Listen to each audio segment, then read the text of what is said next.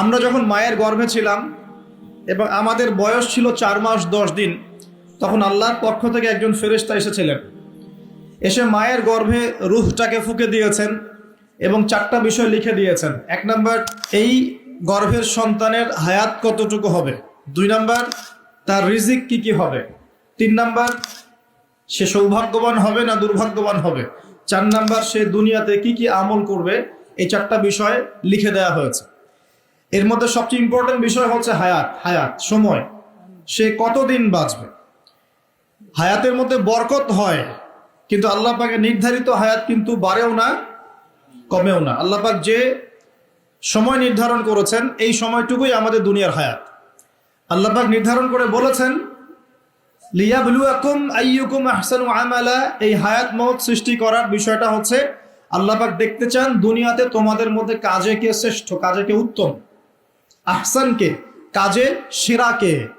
আল্লাহ পাক দেখতে চান না আমলের মধ্যে এভারেজ কে, গতানুগতিক কে। আল্লাহ পাক দেখতে চান আমলের শ্রেষ্ঠ কে।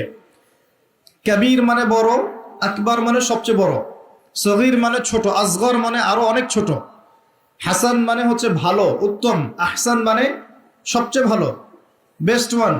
আল্লাহ পাক দেখতে চান লিয়াবলুয়াকুম আইয়ুকুম আহসানু আমালা, তোমাদের মধ্যে দুনিয়াতে আমলে আহসানকে। আল্লাহ পাক এভারেজ মুসলিম দেখতে চান না, এক্সেপশনাল মুসলিম দেখতে চান। আমি কি বোঝাতে পারছি? এই জন্য আল্লাহ পাক হায়াত ও মৌত সৃষ্টি করেছেন এবং দুনিয়ার জীবনটা আমাদেরকে উপহার দিয়েছেন। আরেকটা উদ্দেশ্য হচ্ছে আল্লাহ পাক দেখতে চান এই কারাগারের জীবনে আমলের শ্রেষ্ঠকে এবং কে আল্লাহ পাকের বিধানগুলো মেনে চলে, এবং কারা কারা আল্লাহ পাকের জমিনের মধ্যে তার খেলাফতের দায়িত্ব পালন করে। আমরা কিন্তু আল্লাহর খলিফা। আমরা কি আল্লাহর খলিফা। আমাদের পিতাকে আল্লাহ পাক সৃষ্টি করেছিলেন পৃথিবীতে আল্লাহর খলিফা হিসেবে। আল্লাহর খলিফার কাজ কি? শুধু ইবাদত করাই খলিফার কাজ নয়। আল্লাহর খলিফার কাজ হচ্ছে আল্লাহ পাকের জমিনের মধ্যে ন্যায় বিচার প্রতিষ্ঠা করা, আল্লাহর বিধান প্রতিষ্ঠা করা। এটা আল্লাহর খলিফার কাজ। যদি পৃথিবীতে আমরা আল্লাহ পাকের বিধান প্রতিষ্ঠা না করে শয়তানের বিধান প্রতিষ্ঠা করি, তাহলে আমরা আল্লাহর খলিফা থাকবো না, শয়তানের খলিফা হয়ে যাব। আমি কি বোঝাতে পারছি? আল্লাহ পাক দুনিয়ার এই কারাগারের জীবনটাতে আমাদেরকে নির্ধারিত সময় দিয়েছেন, ওয়াল আসরি, সময়ের কসম। আরেকটা অর্থ এখান থেকে নেওয়া যায়, সেটা হলো আল্লাহ পাক সময়ের কসম করে আমাদেরকে মূলত অতীতকালের দিকে তাকাতে বলছেন। কোন দিকে? অতীতের দিকে। কোরআন খুললে আপনি দেখবেন, আমার সামনে যে কিতাব আছে আল্লাহ পাকের কিতাব আল কোরআনুল কারীম, এই কোরআনুল কারীমকে আপনি 3টা ভাগে ভাগ করতে পারবেন। একটা অংশে গিয়ে দেখবেন এখানে আছে হুকুম আহকাম, কি করা যাবে কি করা যাবে না, কি করতে হবে কি করতে হবে না। দ্বিতীয় অংশে গিয়ে আপনি পাবেন আল্লাহ রাব্বুল আলামিনের তাওহীদ, রিসালাত, আখিরাত, এই বিষয়টা পাবেন। আল্লাহ এক, মুহাম্মদ সাল্লাল্লাহু আলাইহি ওয়াসাল্লাম শেষ নবী, এবং আখিরাত, এর পরের জীবন, এর ধাপগুলো, হিসেব নিকেশ, জান্নাত জাহান্নাম, এগুলো পাবেন। আরেকটা অংশে গিয়ে আপনি পাবেন ইতিহাস। কি পাবেন? ইতিহাস, পূর্ববর্তী নবীগণের ইতিকথা পাবেন। একদম আদম আলাইহিস সালাম থেকে শুরু করে শেষ নবী মুহাম্মদ সাল্লাল্লাহু আলাইহি ওয়াসাল্লাম পর্যন্ত পুরো হিস্ট্রি আপনি কোরআনে পাবেন ইনশাআল্লাহ। আল্লাহ পাক ওয়াল আসরি বলে আমাদেরকে একটু পিছনের দিকে তাকাতে বলছেন, একটা জিনিস লক্ষ্য করতে বলছেন। সেই জিনিসটা কি? সেই জিনিসটা হচ্ছে আল্লাহ পাক লক্ষ্য করতে বলছেন যে আদম আলাইহিস সালাম থেকে শুরু করে শেষ নবী পর্যন্ত, বলেন মুহাম্মদ রাসূলুল্লাহ সাল্লাল্লাহু আলাইহি ওয়াসাল্লাম পর্যন্ত, আল্লাহ পাকের একটা কমন সুন্নত দেখা যাচ্ছে। কমন সুন্নত, সাধারণ সুন্নত। কি সুন্নত? প্রত্যেক যুগে যুগেই যারা আল্লাহ পাকের বিধান মেনেছে, তার নবীর আনুগত্য করেছে, আল্লাহ পাক সেই মুমিন মুসলিম বান্দাদেরকে দুনিয়াতেও নাজাত দিয়েছেন, পরকালেও জান্নাত দিয়েছেন। ঠিক আছে কথা? আচ্ছা, আরেকটা সুন্নত হচ্ছে প্রত্যেক যুগে যুগে, আদম থেকে নিয়ে শুরু করে মুহাম্মদ সাল্লাল্লাহু আলাইহি ওয়াসাল্লাম পর্যন্ত, প্রত্যেক যুগে যুগেই যে বা যারাই আল্লাহর কথা শোনে নাই, আল্লাহর বিধান মানে নাই, তার নবীর আনুগত্য করে নাই, আল্লাহ পাক দুনিয়াতেও ধ্বংস করেছেন, আখিরাতেও ধ্বংস করেছেন। এই সুন্নতটা ইতিহাসে একদম কমন। আমি এক্সাম্পল দিয়ে বোঝাচ্ছি।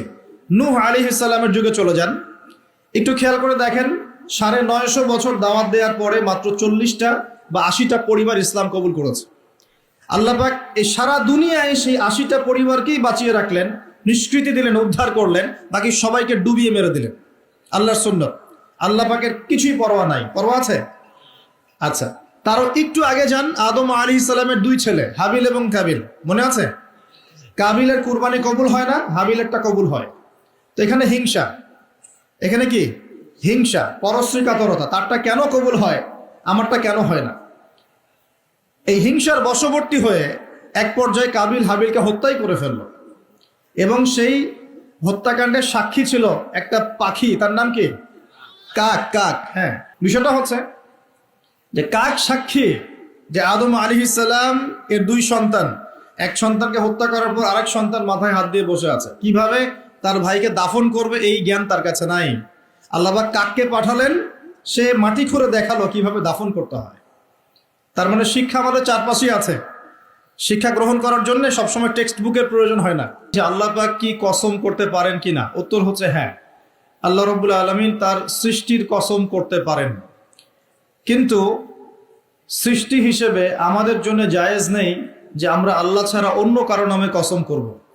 নবী সাল্লাল্লাহু আলাইহি ওয়াসাল্লাম বলেছেন, মান হালাফা বিগাইরি ইসমিল্লাহি ফাকাদ কাফারা, কেউ যদি আল্লাহ ছাড়া অন্য কারো নামে কসম করে বা শপথ করে সে যেন কুফরি করলো। কি করলো? আমরা যদি কসম করতেই চাই, শপথ করতেই চাই, তাহলে আল্লাহর নামেই কসম করতে হবে। আর আল্লাহর নামে কসম করলে অবশ্যই কসম পূরণ করতে হবে, শপথ পূরণ করতে হবে। যদি পূরণ না করি কাফারা দিতে হবে, কমপক্ষে 3টা রোজা রাখতে হবে।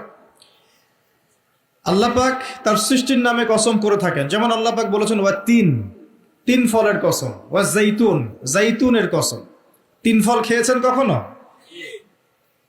জাইতুন ফল দেখেছেন? জাইতুনের তেল সম্পর্কেও হাদিসে আসছে এটা বরকতময় তেল। জাইতুনের তেল বরকতময়, এটাকে খেতে বলা হয়েছে, গায়ে ব্যবহার করতেও বলা হয়েছে। ওয়া তুরি সিনিন, আল্লাহ পাক তুর পাহাড়ের কসম করেছেন, সিনাই পর্বতের কসম করেছেন। ওয়া হাযাল বালাদিল আমিন, এই পবিত্র শহরের কসম বলতে আল্লাহ পাক মক্কার কসম করেছেন। এরকম প্রচুর কসম আল্লাহ পাক কোরআনে করেছেন। স্পেশালি আম্মা পারা যেটা আমরা বলি, 30তম পারা, এই পারায় প্রচুর শপথ আপনি দেখতে পারবেন। ওয়া দুহা, দ্বিপ্রহরের কসম। ওয়াল লাইল, রাতের কসম। ঠিক আছে?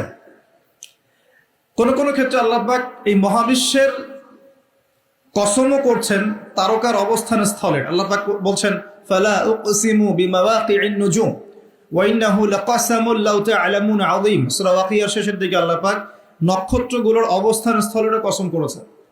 কোন কোন ক্ষেত্রে আল্লাহ পাক নিজেরও কসম করেছেন, ফালা ওয়া রাব্বিক, কখনো নয় তোমার রবের শপথ করে বলছি, তোমার রবের শপথ করে বলছি, মানে আল্লাহ পাক নিজেই নিজের কসম করছেন যে ফালা ওয়া রাব্বিকা, কখনো নয় তোমার রবের কসম করে বলছি, তারা মুমিন হতে পারবে না যতক্ষণ পর্যন্ত তোমাকে হে নবী মুহাম্মদ সাল্লাল্লাহু আলাইহি ওয়াসাল্লাম তাদের মধ্যে অমীমাংসিত বিষয়ে তোমাকে ফয়সালাকারী রূপে গ্রহণ না করছে। এখানে আল্লাহ পাক নিজের কসম করছেন। তো আল্লাহ রাব্বুল আলামিন আল কোরআনে বহু কসম করেছেন, আর এটা প্রত্যেক বুদ্ধিমান শ্রোতাই বুঝে ফেলবেন। আল্লাহ পাক যখন যে বিষয়ের কসম করেন নিঃসন্দেহে সেটা সবচেয়ে গুরুত্বপূর্ণ বিষয় হবে, তাই নয় কি? আল্লাহ পাক এখানে সময়ের কসম করছেন, মানে সময়টা আমাদের জীবনে খুবই ইম্পর্টেন্ট একটা জিনিস। সত্যি কথা বলতে আমাদের লাইফের সবচেয়ে ইম্পর্টেন্ট জিনিস হচ্ছে কি? টাইম বা সময়।